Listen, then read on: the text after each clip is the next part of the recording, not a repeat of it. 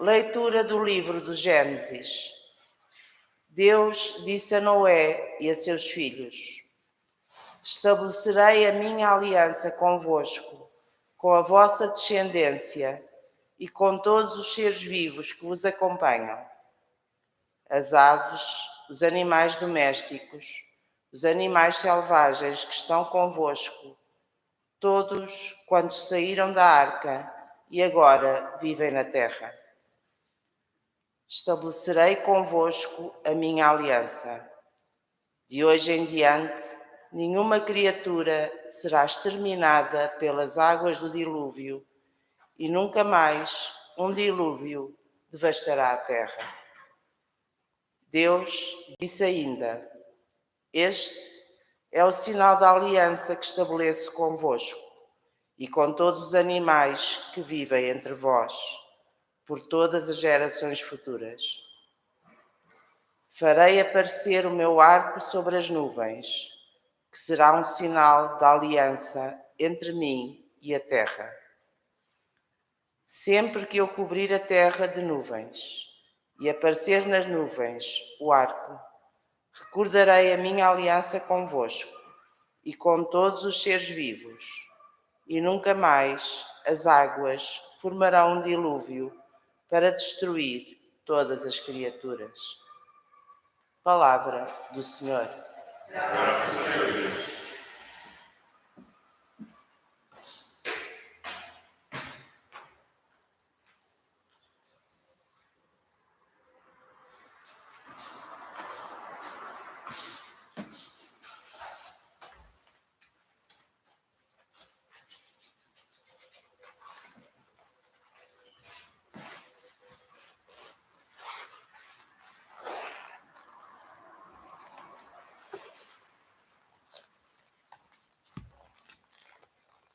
Todos os vossos caminhos, Senhor, são amor e verdade. São amor e verdade. Todos os vossos caminhos, Senhor,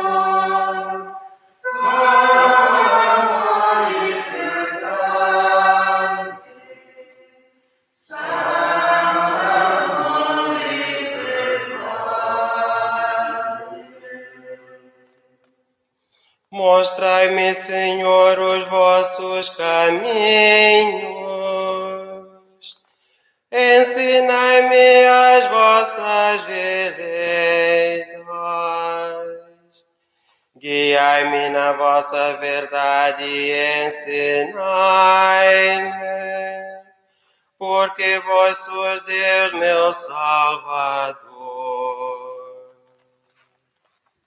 Todos os vossos caminhos, Senhor, são amor e verdade. São amor e verdade. Lembrai-vos, Senhor, da vossa misericórdia e das vossas graças que são eternas. Lembrai-vos de mim segundo a vossa clemência, por causa da vossa bondade, Senhor. Todos os vossos caminhos, Senhor, são amor e verdade. São amor e verdade. O Senhor é bom e reto, ensina o caminho aos pecadores, orienta os humildes na justiça e dá-lhe a conhecer a sua aliança. todos os vossos caminhos, Senhor, são amor e verdade. São amor e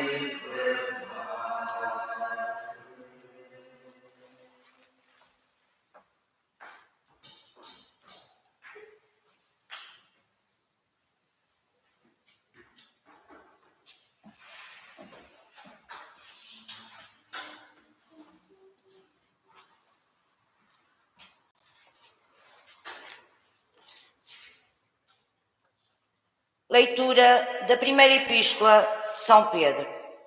Caríssimos, Cristo morreu uma só vez pelos pecados, o justo pelo injustos, para vos conduzir a Deus.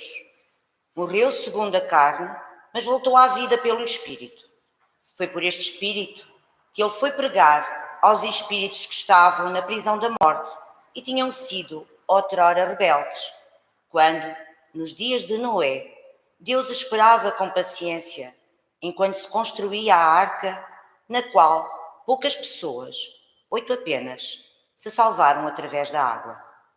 Esta água é a figura do batismo que agora vos salva, que não é purificação de imundície corporal, mas o compromisso para com Deus de uma boa consciência pela ressurreição de Jesus Cristo, que subiu ao céu e está à direita de Deus, tendo sob o seu domínio os anjos, as dominações e os potestades.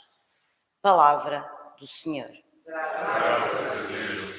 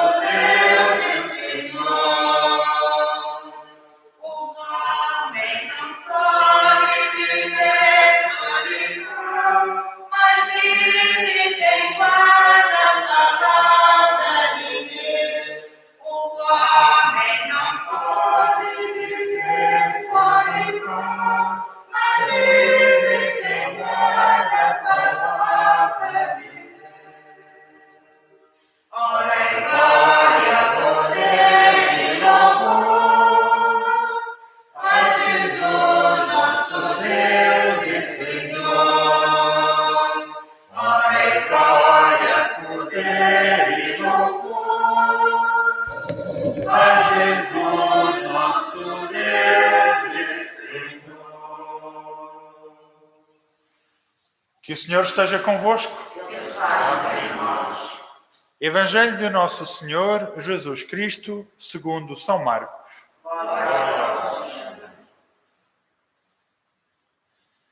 Naquele tempo, o Espírito Santo impeliu Jesus para o deserto.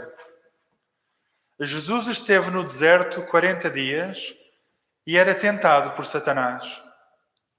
Vivia com os animais selvagens e os anjos serviam-no. Depois de João ter sido preso, Jesus partiu para a Galileia e começou a pregar o Evangelho, dizendo: cumpriu-se o tempo e está próximo o reino de Deus. Arrependei-vos e acreditai no Evangelho. Palavra da salvação.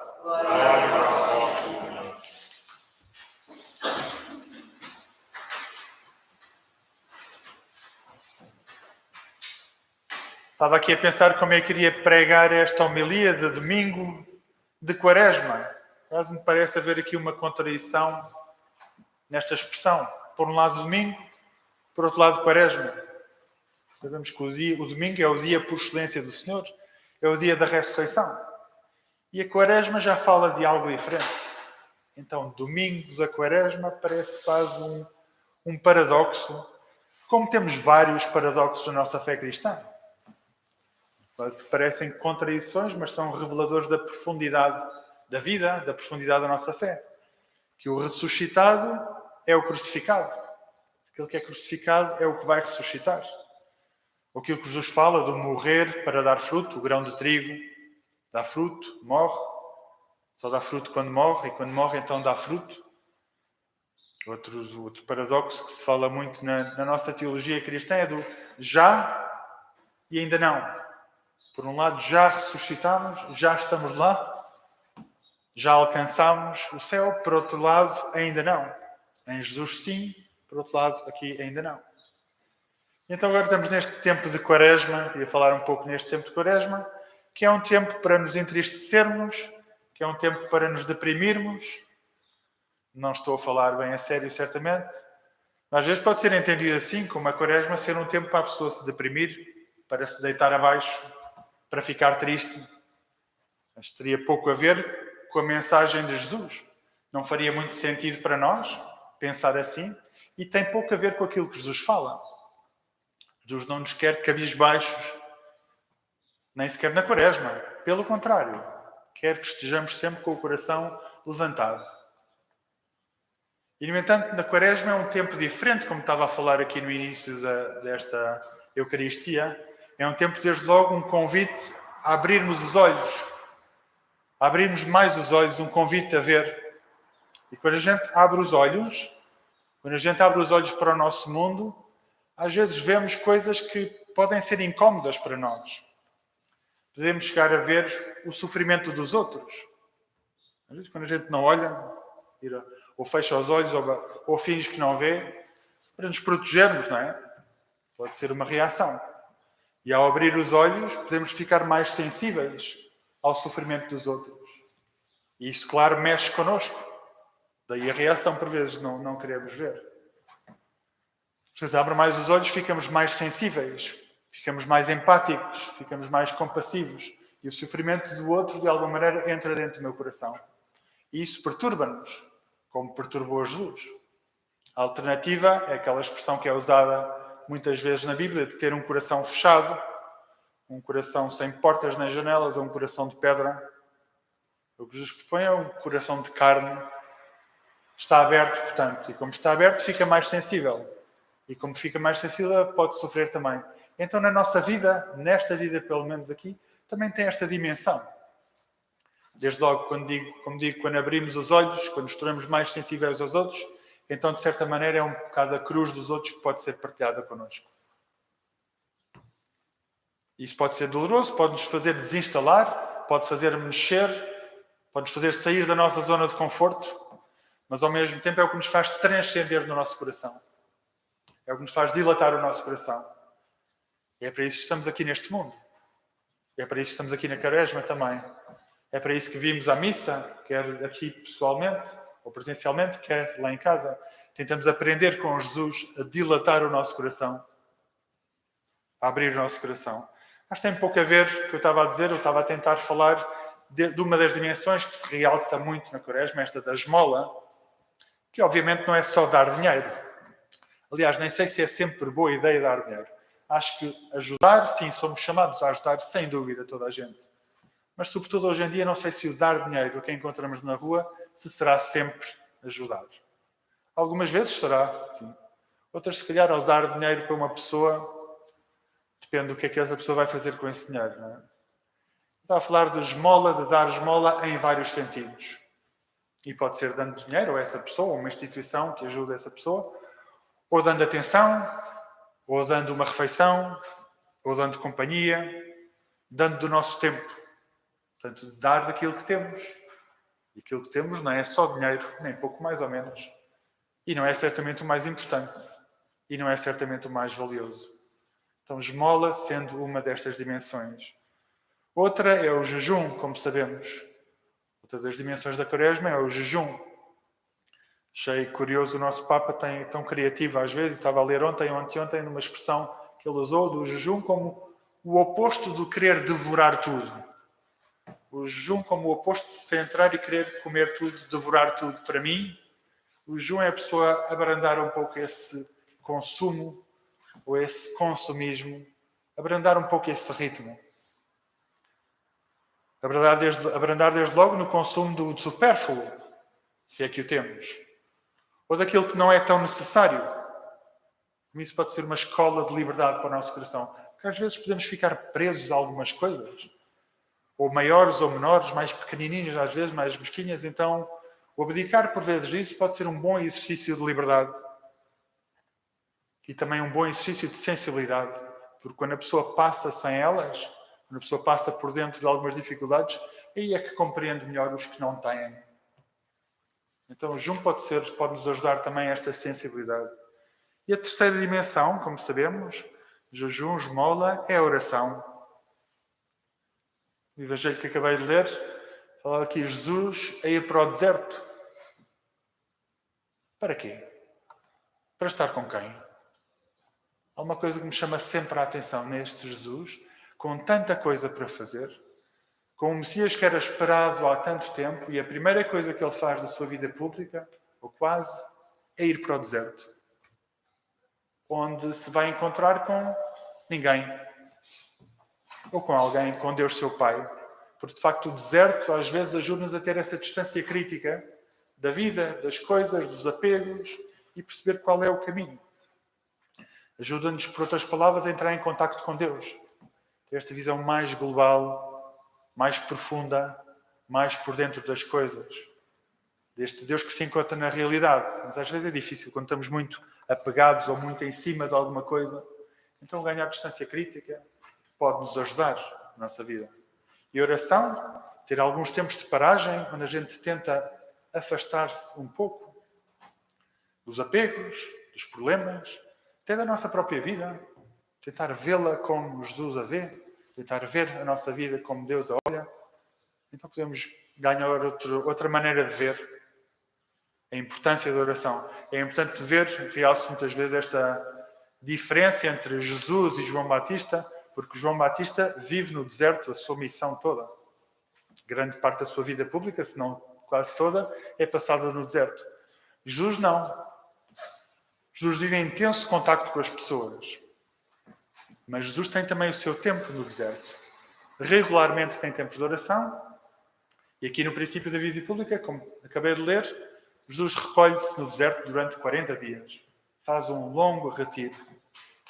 Então Jesus tem esta vida ativa tão intensa, também precisa deste tempo de paragem, de afastamento, de visão espiritual, ter uma visão maior, mais ampla, mais profunda, de ganhar força interior.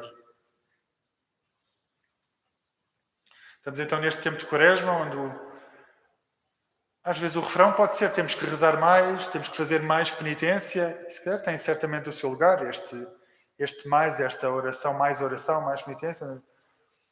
Às vezes é preciso termos cuidado com isto também, parece que é sempre mais neste sentido. Temos de ficar com a ideia que o nosso Deus nos pede sempre mais e está sempre descontente. Pois temos que ver a necessidade, que necessidades é que temos agora. Pode ser perigoso pensar que é sempre nesse sentido, de mais tempo de oração, de mais penitência. Este propósito de penitência, queria recordar só o momento que estamos a viver agora. Porque podemos dividir as penitências em dois tipos. Um tipo é as penitências que nós é que escolhemos. Eu escolho, vou fazer esta penitência, vou abdicar disto, vou abdicar daquilo, vou me esforçar por isto, vou me esforçar por aquilo. É um tipo de penitência. Outro tipo de penitência são as penitências que nos vêm parar às mãos sem a gente ter escolhido. São as penitências que acontecem na vida. E acho que, para uns mais do que para outros, certamente, mas esta pandemia tem sido uma penitência muito grande para muita gente. Alguns, infelizmente, não foram poucos, perderam a vida e continuam a perder a vida, cá no nosso país e nos outros países também. E outros passam por hospitais sozinhos, e outros passam por momentos de isolamento, de solidão, ainda é maior do que já tinham alguns. E por isso este é o outro tipo de penitência que fazem parte das circunstâncias da vida e que nós não escolhemos. Por isso queria realçar também, em vez de insistirmos nas coisas que a gente faz, também terem atenção às outras penitências, às que nos vêm parar às mãos sem nós termos escolhido. Tentar aprender a vivê-las bem. Umas são da nossa atividade, outras são da nossa passividade. São penitências passivas, neste sentido que nós não as escolhemos. vieram-nos parar às mãos. E passividade tem a mesma raiz que esta passio, que esta paixão de Jesus. É o que ele aceita durante esta quaresma, é o que ele aceita durante a Semana Santa de Jesus. A paixão é isso, é o ser passivo, é o aceitar. Aceitar o que os outros decidem e não está no seu poder. Aceitar as circunstâncias da vida. Aceitar o que ele preferia que não fosse, mas é assim. Então, nesta caminhada quaresma, que o Senhor nos ensine também, ou que o Senhor nos ajude a aceitar a vida tal como ela é. A aceitar este fevereiro de 2021 tal como ele é. A aceitar com sentido positivo, com sentido de fé, com sentido de esperança apesar de tudo. A aceitar com um sentido cristão. Possa essa também ser a nossa penitência, não somente as outras que a gente escolhe, e se calhar nem tanto as outras, mas estas, de aceitar a vida que Deus nos dá com serenidade e com espírito positivo.